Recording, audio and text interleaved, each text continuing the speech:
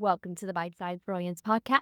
I'm your host, Dr. April Darley, and today I'm going to do something that I have never done before, and that is help you build your emergency stress kit filled with tools that will stop any ruminating thoughts, panic spirals, or extreme stress from getting going. And we're going to do that together so that by the end of this podcast, you will have a jump start on building your very own stress relief toolkit. So let's dive right in. The reason I wanted to do this episode is because I'm seeing clients and friends that have a great history of emotional regulation. They have done their tools, they have practiced those tools, they've built muscle memory, but for whatever reason, blame it on the astrology or the collective or the dumpster fire assortment of things going on out in the world today, but they're no longer able to regulate with the same capacity that I've seen them do for years. And that was very interesting to me. But equally as often, I have new clients coming in and they have no stress relief tools whatsoever, or the ones that they do have are pretty destructive and they want to let those go. So, together, we're going to build a foundation for your toolkit. Now, every toolkit only works if you open it, take out the tools, and actually use them when you need to use them. Please remember that. You can have the prettiest, fanciest kit in the world, and it will do nothing but sit in the corner unless you do your part, which is to use them.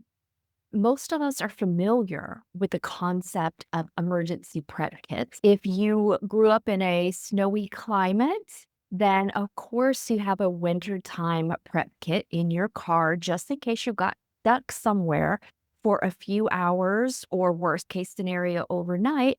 And not only did you want to put that in the trunk of your car, but you also want to put a mini version on the floorboard next to you or in the back seat where it's easily accessible in case you are in the middle of a snowbank and you can't get to the big kit that's in your trunk. Emergency stress toolkits are a lot like that. So you can have a big toolkit that you can do in private, but I also want to make sure that you have a smaller toolkit that you will do in public no matter what, so that you can't use being in public as an excuse to stop your spiral. Your stress prep kits will need to have three components: a pattern interrupter, which is something to stop these ruminating thoughts or stop that thought cascade that is keeping you sunk and stuck. You need to have a distractor, which is going to bring your focus to some other area. Magicians use that, right? They'll have you focus over here when the trick is really over here. We have to do the same kind of trick for your brain. So you need a pattern interrupter, a distractor, and the third part is you need a soother. You need something to reinforce to your brain and your body that you are in fact okay, that you are physically safe, and it's just something going on in your mind with worst case scenarios or something that you're worried about, but your physical body in space and time at present is totally fine. Those are the three parts. And if you choose your tools wisely, then some of them will do double duty. All right, so let's talk about pattern interrupters first, and I'm going to give you a couple of my favorite options.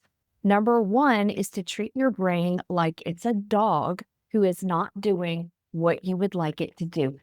If you don't have dogs, but if you're a parent, it's the same thing. Pets and kids, they have the same need to be trained about how you would like things to go. So when my brain starts doing fear-based thoughts, I do treat it like a dog who's jumping on me or is about to roll in something stinky. If you have ever been a pet parent in that situation, you know that you have got to act fast. You've got to pull on their leash to make sure you don't let them roll in the stinky thing, and you've got to divert them away from the stinky thing so they don't roll in it, because if you don't do that, it's gonna make more work for you because whatever your day was from that point is completely sabotaged. You're gonna have to take them home and give them a bath or head to the nearest groomer because they smell. Same thing with your brain. You want to stop that cascade like it's a dog about to roll in something or jump on you and it's going to embarrass you. And you don't want your friend who doesn't like dogs to be all jumped on. So I will treat it like a dog. And in my mind, if I'm in public, I will go, no. And I will imagine myself clapping, no, no. If I'm alone, I will say it out loud, no. And I will clap.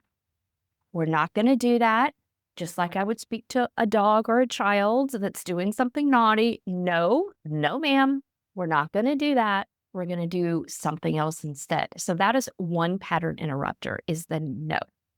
Some people like to treat it like it's a VCR that you eject the tape from. If you are not Gen X or Boomer and you have no idea what a VCR was, it is this ancient machine we used to use pre-streaming, but there was a button on there, and the old VCRs, they would have that eject or it would just pop out the front. Some people I know tap their forehead and go eject, just like it's a VCR button. They're hitting the button going eject, meaning I don't want to play that tape anymore. I'm going to put something in instead. But the pressing on your or tapping yourself is a pattern interrupter. It makes the brain go, what is happening? Because the sensation, the proprioceptors in the skin are picking up new data. And so sometimes that is enough to shock the thoughts momentarily for you to disrupt or switch them. We're going to get into distraction in a moment, but I will mention it here. The pattern interruption is not enough. Pulling your dog away from the stinky thing it wants to roll in is not quite enough because it's going to fight to get back to that stinky thing. Your thoughts are the same way.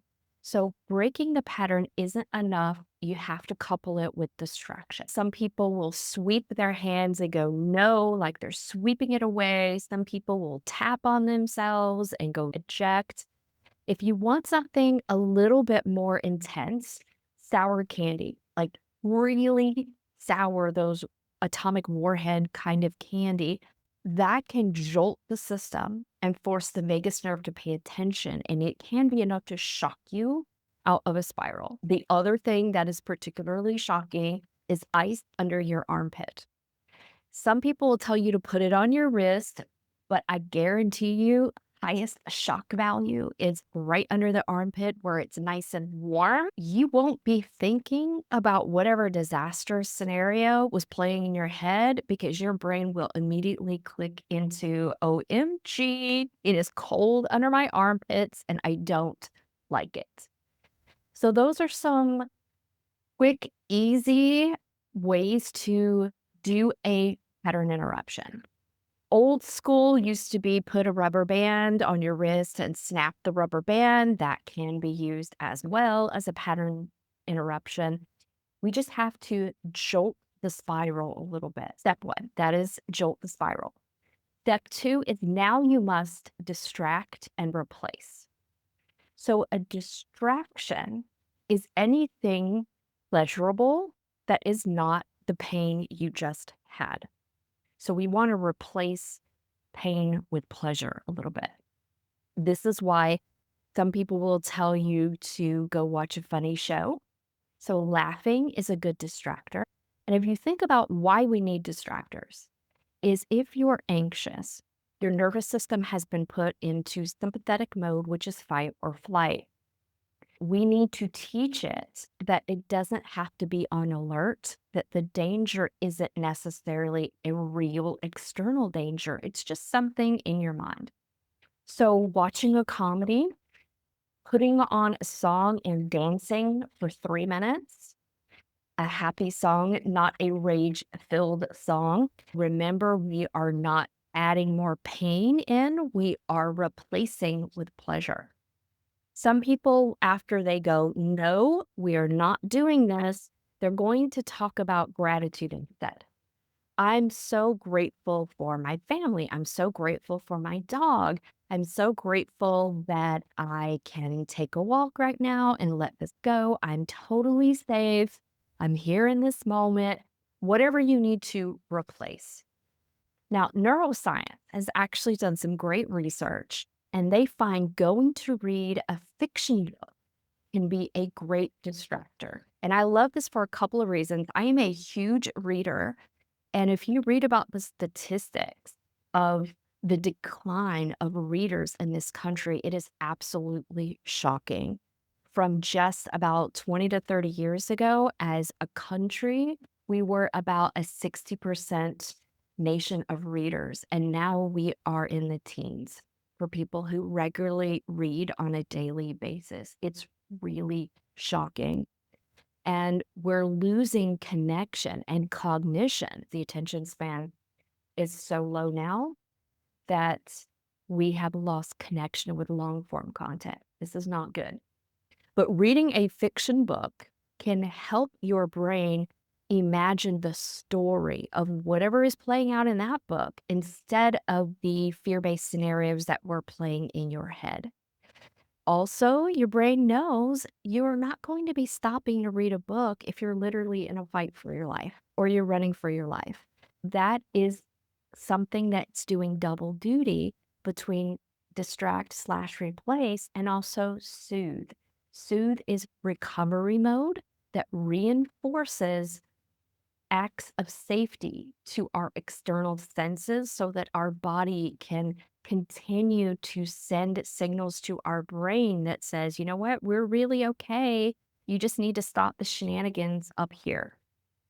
So, distraction, reading a fiction book, watching a comedy show, dancing to a happy song. Dancing to a happy song also does double duty because the act of vigorous dancing is going to burn out adrenaline that your brain did what it was supposed to when you got anxious. It pushed out adrenaline and glucose to the muscles and cells to prepare you to fight or flight. But because you're not running and because you're not fighting, there's nowhere for the body to disperse that adrenaline. So it's recycling. And we want to disperse that. Quick bursts of vigorous exercise, running in place, jumping jacks, doing quick sprints for just a few minutes is enough to burn through the adrenaline and also to distract the brain because there will be a piece of it going, oh, good, she's running. Oh, good, we have a chance to get away from this thing. And so it can be a pattern interrupter so that you focus on the intensity of the exercise. It can be a replacement because the vigorous activity is getting you out of your head, and it's a soother because it's dumping this adrenaline out instead of recycling it. Exercise makes a great triple threat for helping you as a tool. It earns its place in your toolkit, and rightfully so. There's exercise, dancing it out, reading a fiction book, laughing with a show. I'm going to mention this one here because it also does some triple duty as well, and that is emotional freedom technique or tapping. There are so many videos that you can learn to do this. But if you are listening to this as a podcast, I'm going to put a link to my YouTube channel in the show notes so that you can watch me do this in real time if you like. But just to quickly go over the points, there is one on the top of the head, above the eyebrow, underneath the eye, underneath the nose, underneath the bottom lip, on top of the collarbone, and what I call the monkey point. It's at your bra line there. Those are the main points. What actually matters more is your intention. So don't try to be perfect. I'm going to teach you a very quick and dirty way to do tapping as a point of pattern interruption, distraction, and soothing. My way is very different than what certified EFT practitioners would tell you, so don't come at me. I'm doing emergency tapping here, and it's going to be very different.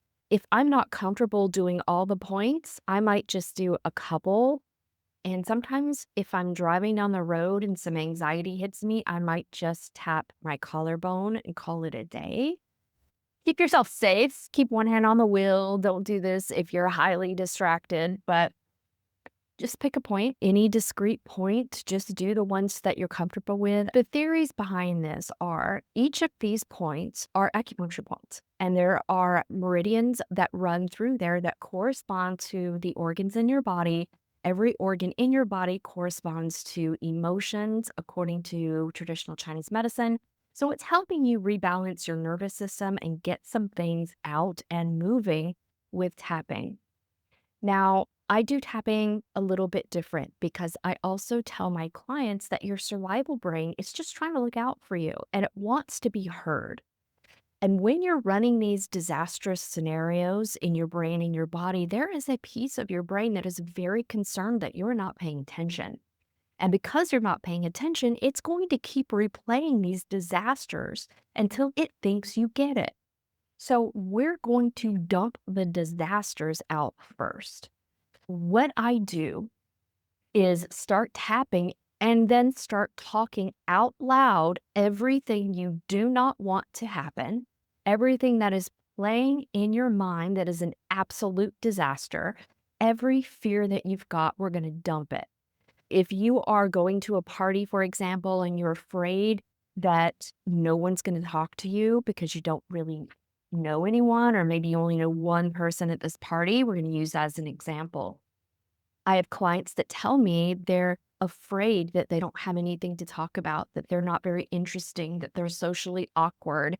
People are going to think they're weird, etc. So we're going to use those examples. And it could be, I'm about to go to this party. I only know my one friend, and my one friend really likes to ditch me. So then I'm going to be completely on my own.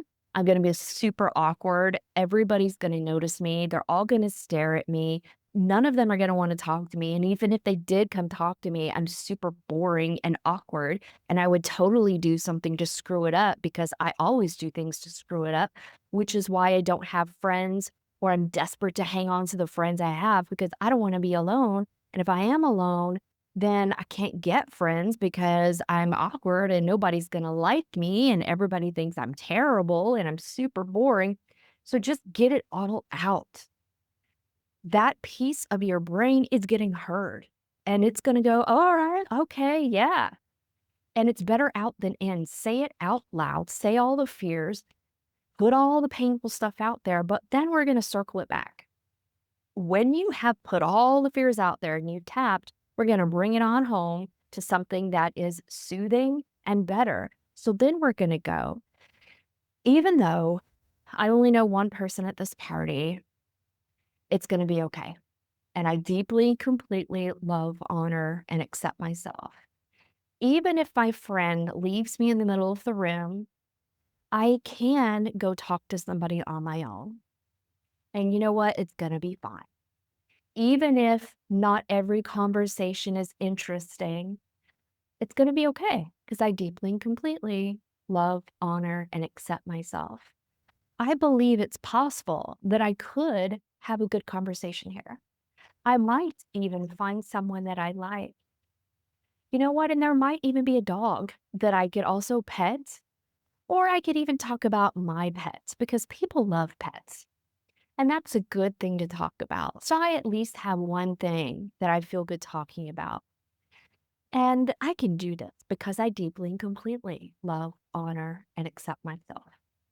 This is a quick and dirty way to get the pain out and then bring it back with some hope, some optimism, some self love, and self compassion. That does triple duty for all the things that you want. Pattern interrupt through the tapping, getting that pain out. You're going to distract with the physical act of tapping, but talking out loud can help you get it out of your head and into the world. So we're going to distract that brain a little bit. And then we're going to soothe it because we're telling it, you know what? I'm actually going to be okay. And that piece of the brain can relax because it knows that you heard it. It's got a voice. It gives the illusion of choice to all your parts and pieces. and you spent some of that adrenaline just really get into this tapping with all the stuff. So you do feel soothed by the end of that. That's my quick and dirty way. Some of the things to take in this toolkit: EFT, you can take anywhere. You can do it in your mind or say it out loud. Candy, you can keep on you at all times. Sour candy. Chewing gum has some of the same effect, that it can reinforce soothing and safety by switching the vagus nerve over. Laughing, keeping a book on you at all times. Rubik's Cube or one of those worry stones. The physical things work when you control your thoughts. Don't forget to distract with pleasure, not with more pain. Okay, my friends, I hope this gave you a jump start on at least thinking about some tools in your emergency stress prep kit. We all need them, and they're all going to feel really awkward at first.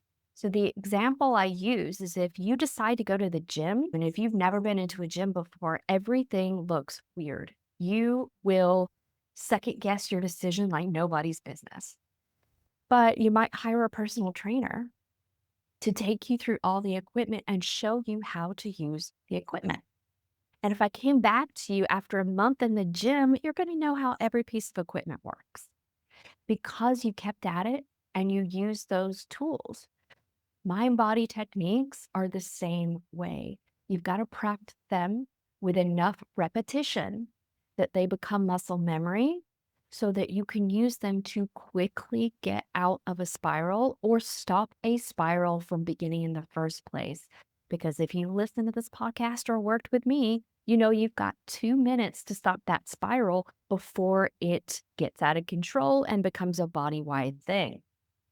If you would like personalized coaching to help you develop a toolkit that works for you and also help you understand why these patterns and spirals exist in the first place, why you may be holding on to them, and how to let them go in the best healthy way for you, then go to aprildarley.com and schedule a complimentary consultation with me. I'm going to find out what's going on in your world, and you're going to learn about the rapid regulation method, 3 brain system, and how we can figure out what's going on in your world to make sure that these spirals are a thing in the past. And you can keep your prep kit in the floorboard, backseat, or trunk of the car. You just got to use it. All right, my friends, I will see you next week. Goodbye.